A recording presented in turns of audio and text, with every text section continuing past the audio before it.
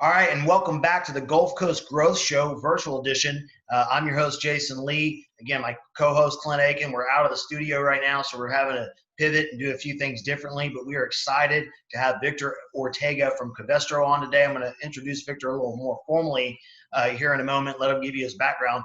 Just a reminder that our show is designed to help educate not only the stakeholders in the region, but those throughout really any channel that could tune in and start to understand the great work taking place here across the Gulf Coast. And so still, while we are in unprecedented times through COVID, we're also in a time where we start to understand the significance of not only the petrochem industry, but really everything that flows in and out of our port region. So we're excited to have Victor. He is the Vice President of Technical Site Management. So they're over in the Baytown area, running the Covestro plant. And so very enthused to have you on today, sir. We're going to get more detail in the sense that we're going to speak to somebody who's really understands what's taken on behind the gates. I think a lot of our audience sometimes is on the road driving by wondering what is all that stuff. And so I think it's great to have somebody come on and maybe help tell the story. So Victor, why don't you fire off, tell us a little bit about your background and then share a little bit about Covestro, who they are, what they do, and what they make. Okay, thank you, Jason. So as you mentioned, I'm the technical site manager in Baytown. This is the position that take care basically of all the technical stuff, that's the name says. So that includes maintenance, reliability, contractor management, and making sure that the production facilities are doing what they are supposed to be doing. That means producing. So about myself, I'm originally from Spain. I've been in Covestro, previously named Bayer Material Science, for 20 years already.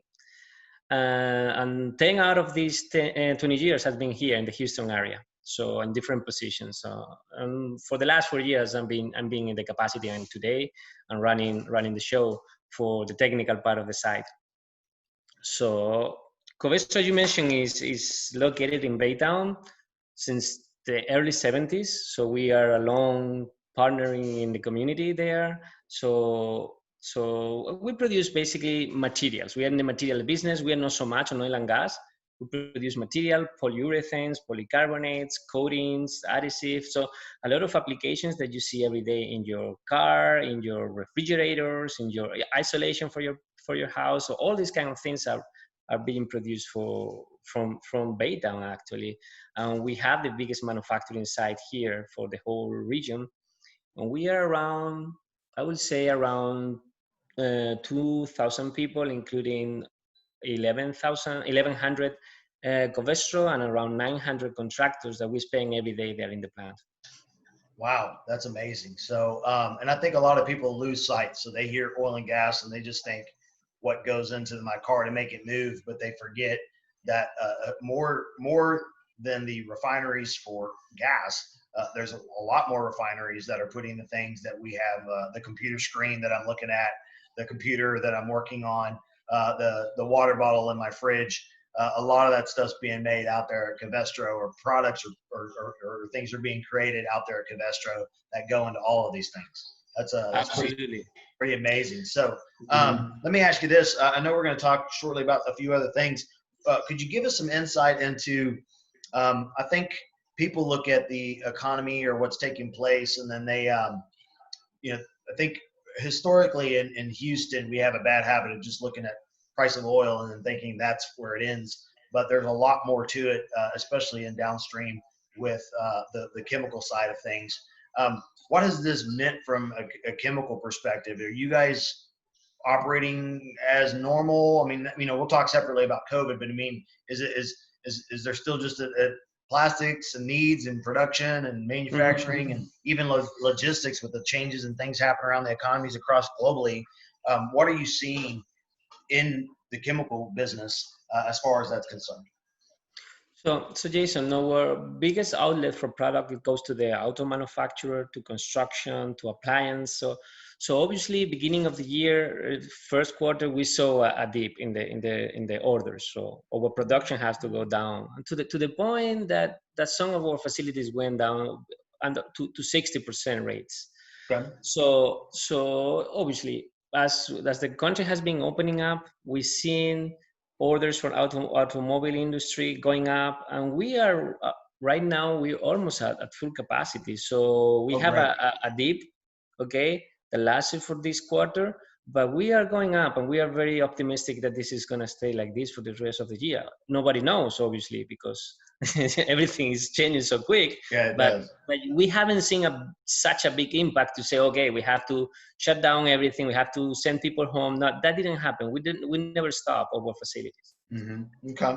Well, that's great to hear, and I think some positive news to know that those, because for you, if you're working, that means you have operators and people at the plants working, and if those people are working, that means that people in the service industry are having to take care of them, feed them, get them clothes, do things like that because they're their jobs. And so we always talk about the beauty of one job behind the gates creates 7 jobs in the community, and I think that's a critical reminder of just how important it is. And so we're thankful for that.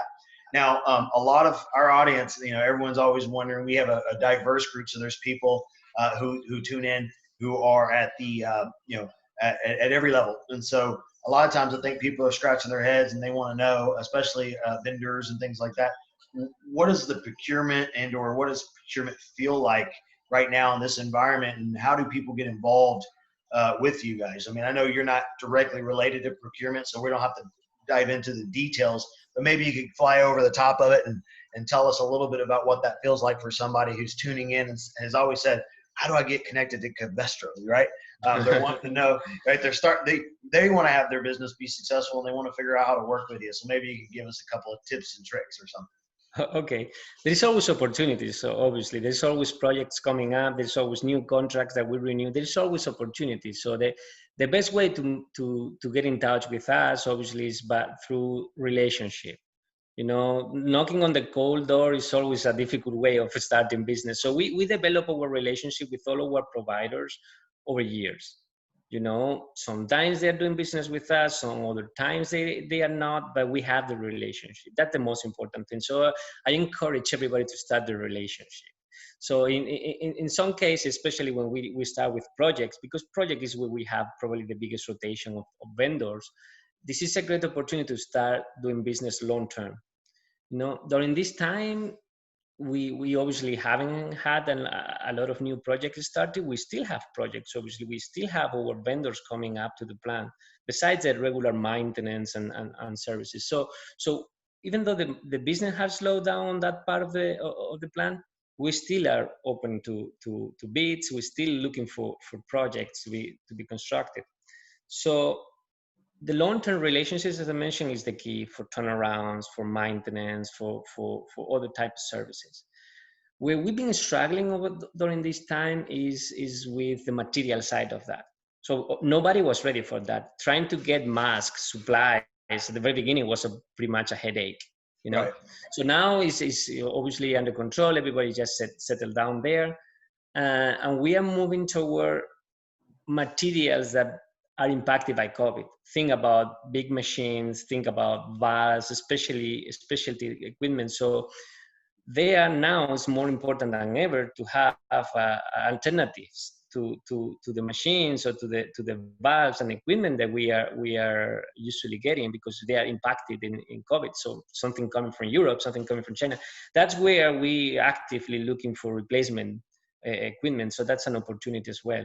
Our procurement team is always, as I said, just looking for these things, these opportunities for the long-term relationships. Fantastic. And I think that's a great way to emphasize the importance of being an active member with an organization and understanding an organization and its leaders. You don't get relationships by, hoping to run into Victor at the grocery store. Absolutely. You have to be involved. And so I think a lot of times people make the mistake of not understanding that service organizations, third-party advocates, people who team up both with the end users, right? The people who are producing, and then those who are also the vendors. There's usually a bridge between those to form those relationships. Mm-hmm. And I think it's especially critical in a time like this when relationships matter, that you're highly involved. And so I want to remind everybody that's listening, if you're not actively involved with an economic alliance or an ECMA, something that takes a vested interest in Victor's business, you're gonna, it'd be hard to nurture those relationships. So Mm-hmm. be involved and get your boots on the ground, for lack of a better term. So, Yeah, subscribe every word you said. Yeah. yeah, absolutely. So, Victor, I tell you, we know things are different, and what people, I think of the plants as like miniature cities, each one of them, right? Because they really are. They have to operate. You've got thousands of people in and out every day, and with very structured guidelines. And so those things existed before COVID, and now you can't have an outbreak and then have to shut down half the plant. That could be disastrous, and so and cost tons, thousands, probably millions of dollars, so if for a couple of days of business. So I think there's some things to be gleaned from the work that's taking place back there with the work that y'all are doing. Perhaps you could tell us what shifts or things have taken place with COVID, and then the lifting and the work and the behind the scenes stuff that's taking place on kind of a go forward basis. I said this to somebody today, but I don't think it's going anywhere anytime soon. Unfortunately, yeah. I think we kind of maybe all came out of the lockdown thinking, okay, back to normal and we're going to feel fine. But I think we're all starting to feel and understand that we're going to kind of have this right here. And so what is it like in one of those facilities, all the work that you're doing behind the facilities to make sure that we keep operations running smooth in this new COVID-19 world? So Jason, so the business at Covestro was defined essential. So because most of our plastics that we produce are going to medical devices. So for the very beginning, we have to keep our units running. That was key. Not only for the business, but also to support the community. So very early, I mean, Covestro, as many other international companies, had the advantage that we knew what's going to happen or what's going on in China at that time. So then we reacted. We reacted quite soon, I would say. Before spring break, we started getting our kind of pandemic plan. We sent everybody home who could work from home without impacting operations, already in March. So, and we've seen during this time, and I'm going to explain you a lot of the things that we've done so far, but it's very funny when you say that this is like a micro city, because actually I think it's a very good leading indicator. It's a good look ahead what's happening in society. Let me give you the example. So at the very beginning, our intention was to protect the control rooms, like the most vulnerable place in our plant. So that's why we have to protect it. We isolated them. We isolated teams. We made micro teams instead of having big group of people, 20, 10 people. So we isolated them to smaller team in different locations from the plant. And we sent, as I said, everybody home. And then we started taking measures, like temperature measures, questionnaire before you can come back to the plant. And then everything was kind of fine. We have a few positive, a few cases, but nothing major. Everything was running fine. To the point that around May, we started discussing opening up. Exactly the same conversation that we have in Austin. Let's going to open up the economy. We started them. Soon enough, we started to define, so let's going to start combining our shops again. Instead of having, this is a big toll on people coming on nights. So it's a big effort for everybody. So we decided, let's going to start combining. Soon enough, that week that we made the decision, our case starting to go up, and more people we have to put in quarantine. We did a good tracing. The moment you show some symptoms on related to COVID, our medical department was tracing back all the contacts, and we were putting everybody in quarantine until we could get negative test results. So that's happened. So to the point that we entered the worst of the situation so far. So with a lot of people that in my case, in my department, I have to send around 12% of the department home because of the COVID. So, but good news. Over the last week, we have seen flatness again. So our cases are not going up. So I would say that maybe in a week or two, we could see the same thing out there. If this theory of this micro city is a representative case. So, but from the very beginning, we made mask mandatory in the plan. We don't care about what you think, but this is a protection, a PPE right now in the plan to protect others from the virus.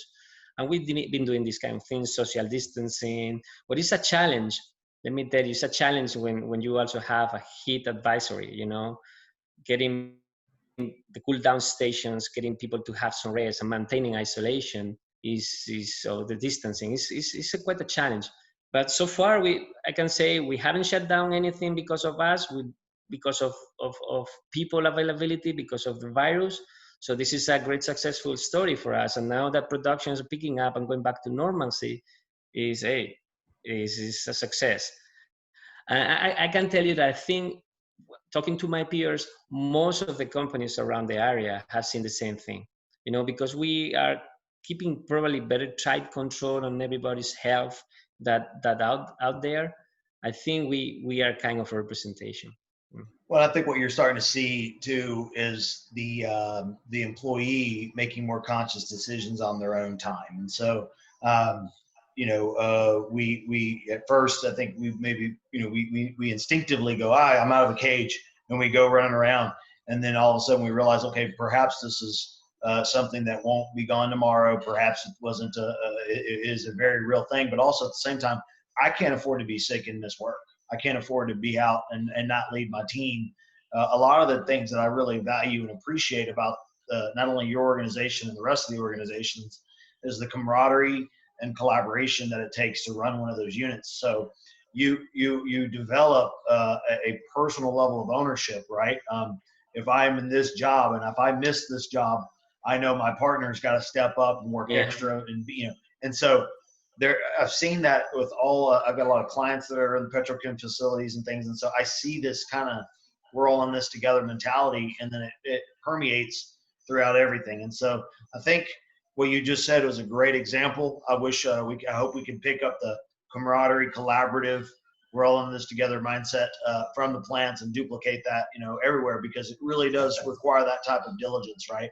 I have a friend down the street. He runs and operates a group of operators inside of one of the refineries, and we meet and we connect. But he is just hyper vigilant, right? He said that. He says we hang out in his front yard, we hang out and smoke a cigar 6 feet away from each other, and he always says, love to have you a little closer, but reality is I got a job to do, and I got men to lead and people to control, not men and women, but teams to lead. Mm-hmm. And he just so you see that, and it's a defined understanding of just how much these people care about their job and care about the work that they do. So it's great to see that and see that taking place. Yeah, I mean that's key. I'm with you. We actually been communicating. We actually been talking with everybody just to take care at home. Once you leave the plant, please behave the same way that you're behaving inside the plant.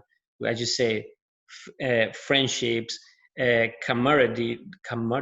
I think it's the word. So there you go. You got it. getting together, respecting everybody, protecting each other.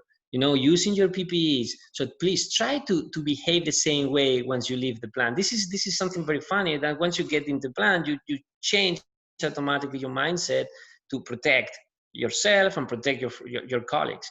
And when you leave, kind of relax. So we've been making effort. Actually, everybody in the plant signed kind of a statement where I promise that I'm going to take care of my family if I'm taking care of my colleagues. So trying to make everybody aware that, hey, you cannot switch.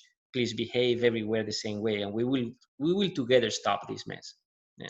Wonderful. Well, it's great to hear that, Victor. I really appreciate your time today. I think there's some very good nuggets of wisdom here, and some application for other individuals who are listening and tuned in. I want to thank you. Is there any additional things or thoughts that you'd like to share before we exit the show? Actually, I think we talk about most of the COVID situation, how we try to answer, Jason. So I think I'm fine. I mean, I just wish everybody to be healthy, and we stay safe, man. Fantastic. Well, on behalf of the Economic Alliance, the Gulf Coast Growth Show, we want to thank you for today. We want to thank you for the work that you do.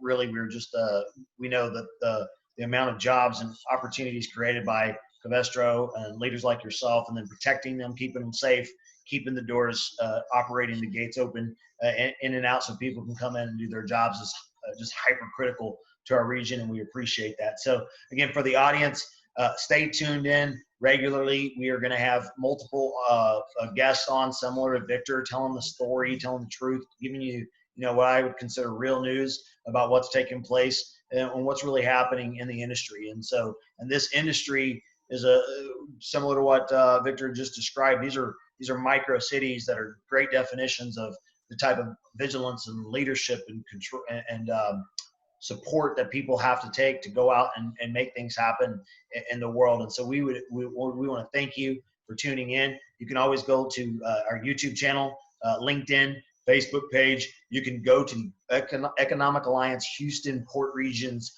webpage and click on there and subscribe to any channel. And it's always a reminder, the way you're going to build the relationships and get connected to those people you want to meet is by actively involving yourself. We are a community, we're a region, and we have to go out there and do that together. We're all in this together. So again, thank you for tuning in, and we'll see you guys next week.